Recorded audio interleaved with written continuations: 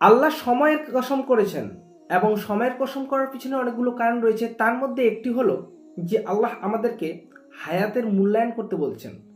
যে আপনার বয়স, আমরা তরুণ প্রজন্ম, আমরা যদি আজকে চোখ বন্ধ করে একটু ভাবনা চিন্তা করি যে আপনার বয়স কত, ধরে নিলাম 30 বছর, ধরে নিলাম 25 বছর। এখন আপনার হায়াত কত দূর? 60 বছর ধরে নিলাম, 70 বছর ধরে নিলাম। তো আপনার বয়স যদি এখন 25 বছর বা 30 বছর হয়, তাহলে আপনার জীবন থেকে 30 বছর অলরেডি চলে গেছে। তো এখন থাকলো কত বছর? 30 বছর অথবা 40 বছর। আমরা যদি সূরা জারিয়া আয়াত নাম্বার 56 লক্ষ্য করি, তো আল্লাহ আমাদের পাঠিয়েছেন আল্লাহ পাকের ইবাদত করার জন্য। আল্লাহ আমাদের পাঠিয়েছেন আমাদের এই দিন, আমাদের ইসলামটাকে প্রচার প্রতিষ্ঠিত করার জন্য।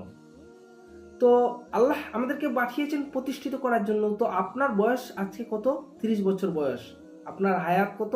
60 বছর অথবা 70 বছর। আপনি পেরিয়ে এসেছেন কত? 30 বছর অথবা 25 বছর আপনি অলরেডি ক্রস করে চলে এসেছেন। তাহলে আপনি এই গত 30 বছর অথবা 25 বছরে কি কি করেছেন? আপনি যদি চোখ বন্ধ করে আজকে ভাবেন বিষয়টা, আমরা তরুণ প্রজন্ম, আমরা যদি একটু বিষয়টাকে ভাবার চেষ্টা করি বা বুঝি যে 30 বছরে আপনি কতগুলো নামাজ পড়েছেন, আপনি 30 বছরে কতগুলো রোজা করেছেন, আপনি 30 বছরে কতগুলো আয়াত পড়েছেন, আপনি 30 বছরে কতগুলো সূরা পড়েছেন, আপনি 30 বছরে কতগুলো ইসলামিক বই পড়েছেন, আপনি কত 30 বছর বয়সে, 30 বছর বয়স যে চলে গেল আপনার, আপনি কতবার ইসলামের দাওয়াত পাঠিয়েছেন মানুষের কাছে, আপনি কতবার জাকাত দিয়েছেন, আপনি 30টা কি হাদিস পড়েছেন, আপনি কি হাদিস বুঝেছেন, আপনি কি এই 30 বছরে জামাত সহকারে নামাজ পড়েছেন, সলাত আদায় করেছেন, আপনি কি কোরআনের মানে আল্লাহ কি আমাদের মিনিং কি বুঝিয়েছে এই 30 বছরে আপনি কি বোঝার চেষ্টা করেছেন? আপনি 30 বছরের আপনার স্থান কোথায়? আপনি সেই 30 বছরের ক্যাটাগরিটা আপনি যে পার করে এলেন, আপনি কি অবস্থায় পার করে এসেছেন সেটা কি ভাবনা চিন্তা করেছেন? এবার চোখ খুলুন, চোখ খুলে আপনি এবার খাতা কলম নিয়ে বসুন যে আপনি যে 30 বছরে পাপ কাজগুলো করেছেন। আপনি আপনার যৌবনকে কাজে লাগিয়ে আপনি ইসলামের বিপরীতমুখী গেছেন, বা আপনি মদের আড্ডাখানায় বসেছিলেন, বা আপনি জুয়ার আড্ডাখানায় বসছিলেন, বা আপনি অনলাইনে মেয়ের সাথে মেসেজ করছিলেন, আপনি মানুষের সাথে মিথ্যারোপ করেছিলেন, আপনি গায়ের জোর দেখিয়ে রিক্সাওয়ালাকে বা গরিবওয়ালাকে থাপ্পড় মেরেছিলেন, আপনি ক্ষমতা দেখিয়েছেন। এই 30 বছরে আপনি আপনার 25 বছর বয়সে যে জীবনটা কাটিয়ে এসেছেন সেটা একটা নোট করুন। এবার বলুন তো, আপনি 30 বছরে ভালো কাজ কতগুলো করেছেন আর খারাপ কাজ কতগুলো করেছেন? আপনি সঠিক কাজ কতগুলো করেছেন আর মিথ্যা কাজ কতগুলো করেছেন? এই যে আপনি রোজা ছেড়ে দিয়ে এসেছেন, আপনি জাকাত ছেড়েছেন, আপনি মদের আড্ডাখানায় বসেছেন, আপনি কি জানেন না এই দুনিয়াটা হচ্ছে জেলখানার আড্ডাখানা, জেলের আড্ডা, এটা হচ্ছে জেল, এটা হচ্ছে পরীক্ষাগার। আপনি যদি মনে করেন যে এই দুনিয়ায় আপনার নীতি চালাবেন, তাহলে আপনাকে যেতে হবে কোথায় জানেন? জাহান্নামে। তো আপনি যদি মনে করেন যে আমি জাহান্নামে যাব, সেটা আপনার ব্যাপার। কিন্তু আপনি যদি মনে করেন জান্নাতে যাব, আপনি যদি মনে করেন যে হ্যাঁ আমি সুস্থ থাকতে চাই, আমি আনন্দ থাকতে চাই, তাহলে আপনাকে সেই রাস্তা চুজ করতে হবে। আপনি দুনিয়াতে মানুষের সাথে অপব্যবহার করবেন, আপনি দুনিয়াতে মানুষের ক্ষতিগ্রস্ত করবেন, আপনি আপনার নিজের লাভের জন্য মানুষের স্বার্থকে, মানুষকে আপনি নিজ চোখে দেখবেন, আর আপনি জান্নাতে যেতে চাচ্ছেন, এই দুই রকম নীতি ইসলামে নেই।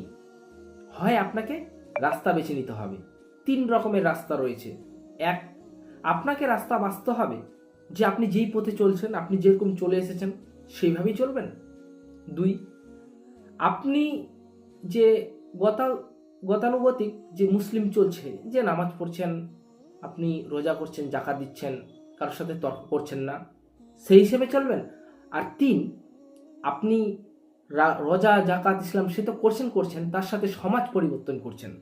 আপনি যা জানেন তা মানুষের কাছে পৌঁছাচ্ছেন, আপনি সমাজটাকে বুঝেছেন, আপনার জ্ঞান মানুষের কাছে বলছেন যে অমুক জিনিসটা ভালো, অমুক জিনিসটা খারাপ, কুরআন হাদিস এইভাবেই জানাচ্ছে। আপনার দায়িত্ব, আপনার বোধ, আপনার জ্ঞান এই সমস্ত মানুষের কাছে পৌঁছাতে হবে, এটা একটা রাস্তা। তো আপনি আপনার রাস্তা চুজ করবেন।